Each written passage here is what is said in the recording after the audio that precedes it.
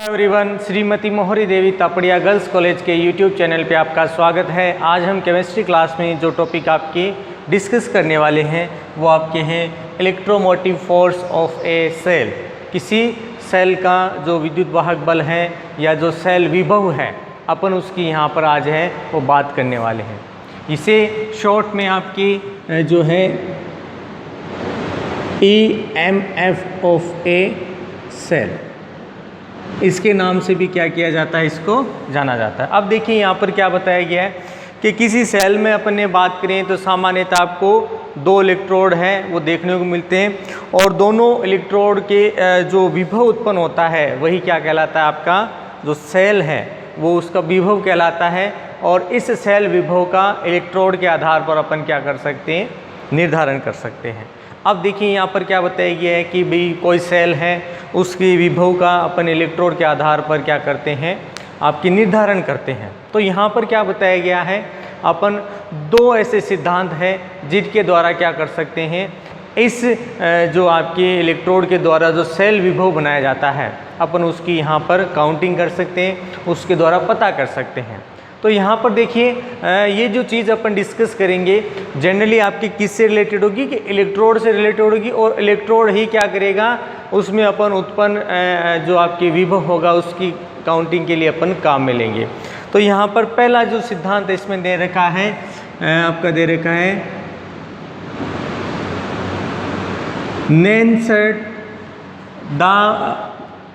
नैनसेट का विलियन दाब सिद्धांत। पहला कौन सा है, आपकी नैनसेट का विलियन दाब सिद्धांत। अब देखिए ये सिद्धांत क्या कहता है। सामान्यतः क्या बताया गया है कि ये जो आपका सिद्धांत है सामान्यतः इस बात पर जो है निर्भर करता है कि सामान्यतः अपन ने जो धातु है उसको क्या किया, किसी जल में घोलते हैं, तो सामान्यतः क्या है कि वो अपने इलेक्ट्रॉन को क्या करता है, त्यागने की प्रवृत्ति रखता है। कि भी अपन ने किसी आपको मेटल को पानी के अंदर घोला तो वो क्या करेगा, इलेक्ट्रॉन त्यागने की प्रवृत्ति रखेगा। तो इलेक्ट्रॉन त्यागने की प्रवृत्ति के फलस्वरूप यहाँ पर क्या बताया कि विलयन का जो होगा आपका, कि चाहे आपने पानी का बनाया हो किसी और का, तो अपन ने क्या किया, किसी विलयन में डुबोया है आपकी पत्ती को और सामान्य जल में घोल कर किया है। तो यहाँ पर क्या देखने को मिलेगा कि विलयन है उसके आपके द्वारा क्या किया जाता है, यहाँ पर दाब स्थापित किया जाता है। मतलब यहाँ पर जो दाब है वो उत्पन्न हो जाता है विलयन का। तो यहाँ पर क्या देखने को मिलता है कि भी कोई मेटल है, इसको अपन ने किस में घोल लिया, आपकी जलीय विलयन में घोल लिया, और उस जलीय विलयन में क्या करेगा, इलेक्ट्रॉन का त्याग करेगा और ये स्थिति बना देगा। इलेक्ट्रॉन का त्याग कर लिया। तो यहाँ पर क्या बताया गया है कि सामान्यतः यहाँ पर बात करें इस जो आपके विलयन द्वारा जो ये दाब स्थापित किया गया है, सामान्यतः आयनों के विलयन में रहने से कैसे इसके द्वारा परासरण दाब भी स्थापित होता है। कि भाई यहाँ पर क्या है कि जैसे ही अपने जल में घोला, जल में घोलने के फलस्वरूप इसके द्वारा क्या है, एक तो क्या स्थापित किया जाता है, आपका विलयन का दाब स्थापित किया जाता है। और यहाँ पर जैसे ही ये आयनों का विलयन बनता है, किसका विलयन बन गया, ये अब विलयन किसका हो जाता है, आयनों का। तो इसके द्वारा क्या किया जाता है, परासरण दाब स्थापित किया जाता है। क्या किया जाएगा, परासरण दाब। अब देखिए यहाँ पर तो अपन ने कहा कि कौन सा दाब उत्पन्न हो रहा है, यहाँ पर दो विलयन का है दाब स्थापित हो रहा है, तो ये कहलाता है आपके विलयन का दाब। इसे अपन सामान्यतः P के द्वारा एक्सप्लेन करते हैं। यहाँ पर आयनों के द्वारा जो विलयन में दाब उत्पन्न किया जाएगा वो कैसा होगा, परासरण दाब, और जिसको अपन पाई के रूप में क्या करते हैं, बताते हैं। अब देखिए यहाँ पर जो चीज़ बताई गई है अपन उसको एक्सप्लेन करते हैं कि यदि आपका दाब कैसा हो, आपके परासरण दाब से अधिक हो, तो यहाँ पर जो इलेक्ट्रोड होंगे उनके मध्य कैसा आपके ऋण आवेशित इस आवेश है वो स्थापित हो जाता है। यानी आपका जो विलयन है वो कैसा होता है, ऋण आवेशित हो जाता है। ठीक है, इसी तरह से बात करें कि यदि आपका जो आपका विलयन का दाब है वो परासरण दाब से क्या होता है, कम हो जाता है, तो यहाँ पर आपका जो विलयन होगा सामान्यतः कैसा होगा, धन आवेशित होगा। अब देखिए यहाँ पर क्या बताया, इन दोनों ही स्थितियों में बात करें तो दोनों इलेक्ट्रोड के मध्य क्या उत्पन्न हो जाता है, अंतर उत्पन्न हो जाता है, और इसी आधार पर क्या करते हैं, किसी भी इलेक्ट्रोड के विभव को क्या करते हैं अपन आपके पता करते हैं या निर्धारित करते हैं। यहाँ पर क्या करेंगे, इन दोनों के अंतर द्वारा अपन इलेक्ट्रोड विभव स्थापित करते हैं, क्या कह सकते हैं, इनके मध्य अपन ने क्या कर दिया, जो है इलेक्ट्रोड विभव है उसकी काउंटिंग कर दी, उसका निर्धारण कर दिया।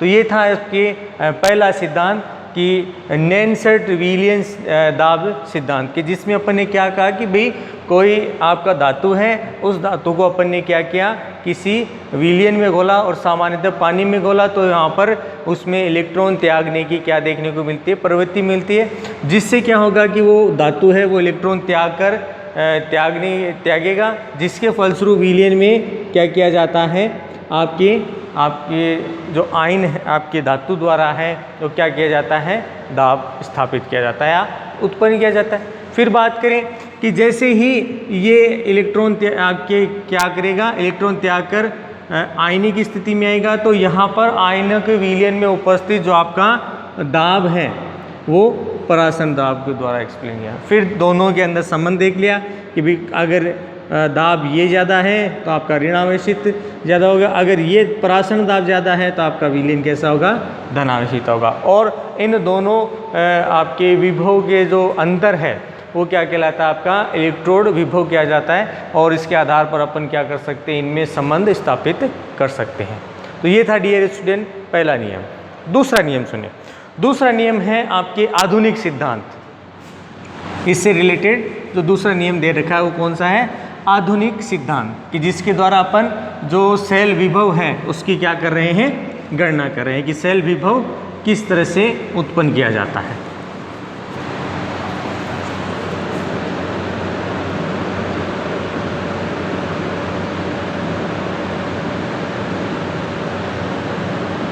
मॉडर्न थ्योरी, आधुनिक सिद्धांत। अब देखिए यहाँ पर बात करें कि सेल विभव और सेल इलेक्ट्रोड है उसको आधुनिक सिद्धांत के द्वारा क्या किया जाता है, आसानी से एक्सप्लेन किया जा सकता है। अब यहाँ पर क्या बताया गया है कि सामान्यतः कोई धातु है आपके, और उसको क्या किया गया है, उसके आयनों के विलयन में क्या किया गया, डुबोया गया है कि अपन ने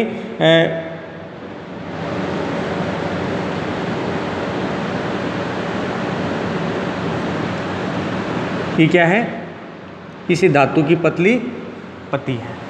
अब इसको क्या किया, अपन ने आयनों के विलयन में डूब किया।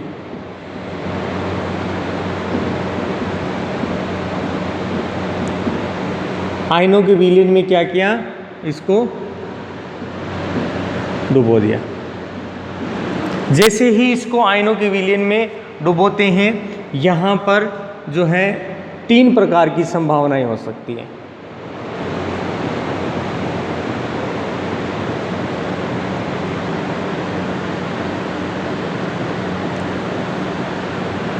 तीन प्रकार की संभावनाएं इसके द्वारा बताई जाती हैं कि भाई इसमें ये हो सकता है। पहला कि जो आपका आयन है वो क्या करे, धातु की पत्ती पल्ली, या फिर अपन इसको इलेक्ट्रोड मान लें, इसको क्या मान लें अपन, इलेक्ट्रोड। इस इलेक्ट्रोड पे क्या करे, इस पर आए, इस पर टकराए और वैसा कैसे वैसा लौट जाए। ठीक है, कि यहाँ पर आयनों के विलयन में डूब किया, आयनों में जो विलयन है, अब देखिए यहाँ पर आयनों की जो विलयन है अपन ने इस रूप में लिख दिया कि ये आयन आए, इस पर टकराए और टकराने के बाद वैसे के वैसे लौट गए, किसी प्रकार का कोई चेंज नहीं है, मतलब किसी प्रकार के आयनों का यहाँ पर जमाव है वो नहीं देखने को मिलता, बिना टकराए ही सीधे के सीधे निकल जाते हैं, कोई इलेक्ट्रॉन दिया ना कोई इलेक्ट्रॉन लिया।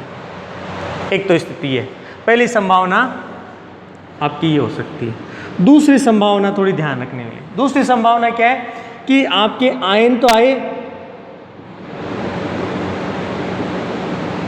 ठीक है, इन्होंने क्या किया, इलेक्ट्रोड पर टकराए और टकराने के फलस्वरूप इन्होंने क्या किया, इलेक्ट्रॉन देकर क्या होते हैं कि ये धातु आयन को क्या कर देते हैं, परिवर्तित कर देते हैं, या उसमें परमाणुओं की जो संख्या है उसको परिवर्तित कर देते हैं। अर्थात धातु आयन का क्या हो जाता है, यहाँ पर अपचयन हो जाता है कि भाई ये क्या करेंगे, इस धातु से टकराएंगे और यहाँ पर क्या करेंगे, इसको इलेक्ट्रॉन देकर जाते हैं, इसको क्या करेंगे, इलेक्ट्रॉन देंगे। जैसे ही इसको इलेक्ट्रॉन देंगे सामान्यतः क्या हो जाता है, अपचयित हो जाता है, मतलब आपका विलयन है वो कैसा हो जाता है, आपका अपचयित हो जाता है। यहाँ पर आपको ध्यान रखना, मैंने ये चीज़ विलयन के लिए लिखी है कि आपका जो आयनों का विलयन है वो क्या हो जाता है, आपका अपचयित हो जाता है। दूसरी चीज़ सुनिए इसके बाद, पहली हो गई आए आयन इस पर टकराए और टकराने के बाद वाष्य के वजह से लौट गए। दूसरी स्थिति बताई अपन ने कि यहाँ पर आयन आए और आयन क्या करेंगे, अपने इलेक्ट्रॉन देकर क्या हो जाते हैं, आपके अपचयित हो जाते हैं, आपका जो विलयन कैसा हो जाता है, अपचयित हो जाता है। तीसरी स्थिति सुनिए कि यहाँ पर क्या बताया कि धातु आयन है वो आए और इलेक्ट्रोड पर क्या किए, टकराए और टकराने के फलस्वरूप उसी से इलेक्ट्रॉन क्या करते हैं, आपके जो आपके इलेक्ट्रोड है वो क्या करे, उनको इलेक्ट्रॉन दान कर दे कि इलेक्ट्रोड आपका जो पतली पन्नी है धातु की वही क्या कर दे, इलेक्ट्रॉन दान कर दे। तो यहाँ पर क्या देखने को मिलता है कि आपका जो धातु परमाणु है वो क्या हो जाता है, आपका ऑक्सीकृत हो जाता है, मतलब धातु परमाणु में परिवर्तन देखने को मिलेगा। तो यहाँ पर क्या देखने को मिलेगा कि धातु परमाणु है वो क्या हो जाता है, ऑक्सीकृत हो जाता है।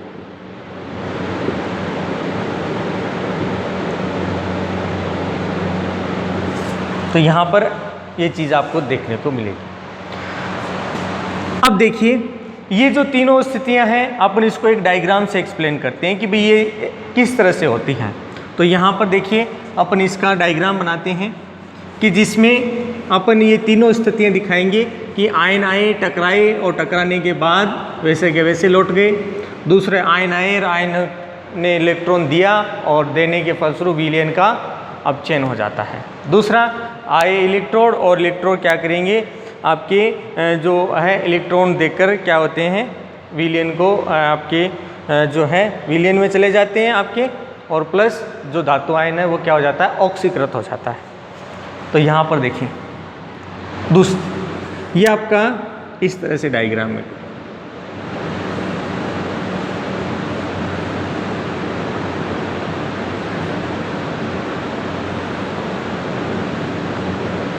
ये आपका क्या है, इलेक्ट्रोड है।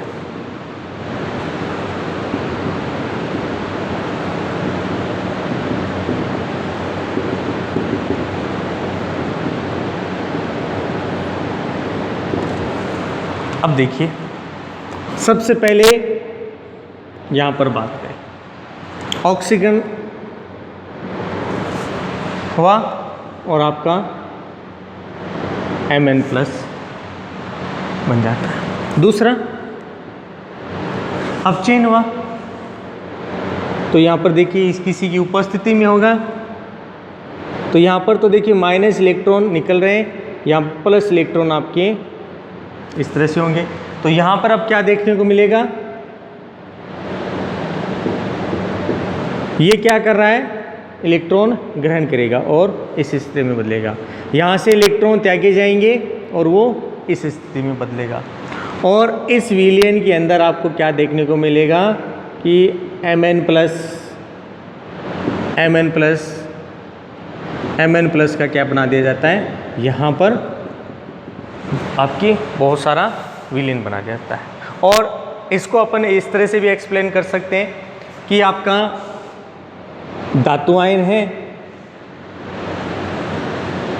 पहला ऑक्सीकरण हुआ,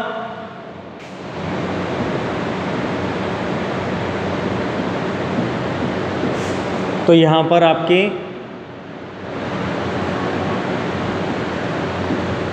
ये हो गया, यहाँ पर इलेक्ट्रॉन ग्रहण किए उसने और ये इसमें चेंज, तो इसमें अब चेन आपको देखने को मिलता है। ये आपका विलयन है और ये आपका धातु इलेक्ट्रोड है। तो यहाँ पर ऑक्सीकरण अपचयन है, उसकी जो प्रवृत्ति है वो यहाँ पर देखने को मिलती है। अब यहाँ पर क्या बताया गया है कि यदि आपके जो धातु है उसमें ऑक्सीकृत होने की प्रवृत्ति अगर क्या पाई जाती हो, बहुत अधिक पाई जाती हो, तो यहाँ पर इलेक्ट्रोड है उस पर क्या होगी, इलेक्ट्रॉन की संख्या में बढ़ोतरी होगी। कैसी होगी? बढ़ोतरी होगी। और विलयन में तुलनात्मक रूप से बात करें तो आपका ऋणात्मक विभव उत्पन्न किया जाता है। देखिए यहाँ पर क्या बताएं कि अगर धातु आयन आपके ऑक्सीकृत होने की प्रवृत्ति अगर बहुत ज़्यादा रखता है तो इलेक्ट्रॉन आकर इस पर क्या होंगे, संख्या में जमा होने लग जाएंगे, मतलब इलेक्ट्रॉन की संख्या बढ़ेगी। जैसे ही इलेक्ट्रॉन की संख्या बढ़ेगी तो विलयन में जो आपका इलेक्ट्रोड है सामान्यतः किसमें, ऋणात्मक विभव उत्पन्न करेगा। दूसरी चीज़ सुनिए इसी के साथ कि अगर इसी की विपरीत बात करें कि आपका जो धातु आयन है वो क्या हो जाए, ऑक्सीकृत होने की प्रवृत्ति क्या रखता है, बहुत कम रखता है, मतलब वो क्या है, अपचयित हो जाता हो। तो यहाँ पर आपको क्या देखने को मिलता है कि आपका जो विलयन बनाया जाएगा सामान्यतः किस तरह का होगा, धनात्मक विलयन बनाया जाता है। और इस प्रकार अपन कह सकते हैं कि धातु और उसके आयनों के मध्य जो ये कुछ मात्रा के अंदर जो विभव उत्पन्न होता है सामान्यतः इलेक्ट्रोड विभव के नाम से जाना जाता है। किस विभव के नाम से जाना जाएगा, इलेक्ट्रोड विभव, इलेक्ट्रोड पोटेंशियल के नाम से अपन क्या करेंगे, इसको बोलेंगे।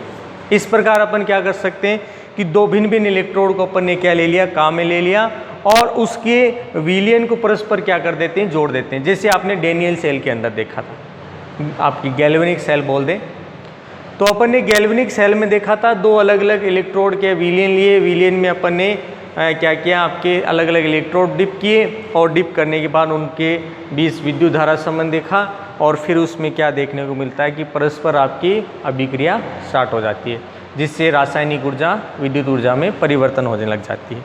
तो इन दोनों जो सेल हैं, सेल का जो विभव का अंतर आएगा कि अपन ने दो अलग अलग विलयन लिए, उसमें इलेक्ट्रोड डिप किए, उनका विलयन बढ़ लिया, उनका विद्युत से संबंध कर दिया, तो उसके फलस्वरूप जो इनके मध्य जो इलेक्ट्रोड है वो इनके जो विभव उत्पन्न होता है सामान्यतः सेल का विभव कहलाता है। क्योंकि अपन ने यहाँ तो सेल बनाया इलेक्ट्रोड्स के द्वारा, तो यहाँ पर इनके अंतर के फलस्वरूप, इन दोनों इलेक्ट्रोड के विभव के अंतर के फलस्वरूप जो उत्पन्न होता है वो सेल विभव आपके नाम से जाना जाता है।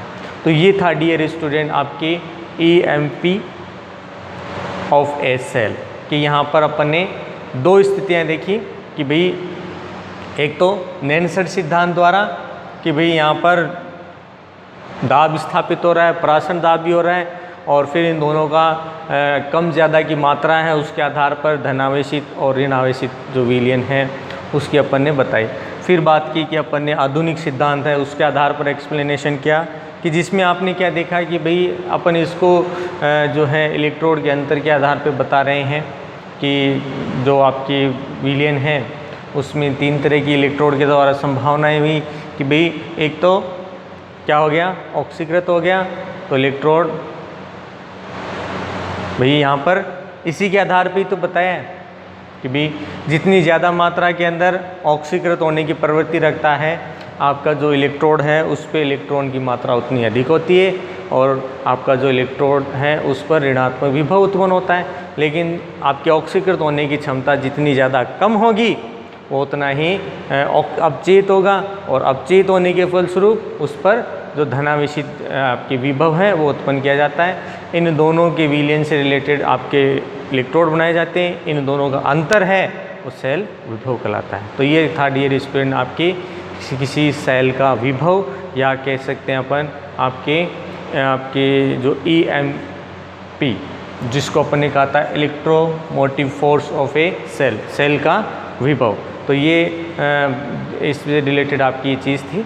तो आई होप यू आज का वीडियो आपको पसंद आएगा। वीडियो को लाइक करें, शेयर करें और इससे रिलेटेड जो नोट्स सब बनाते रहें। और इस वीडियो देखने के लिए धन्यवाद।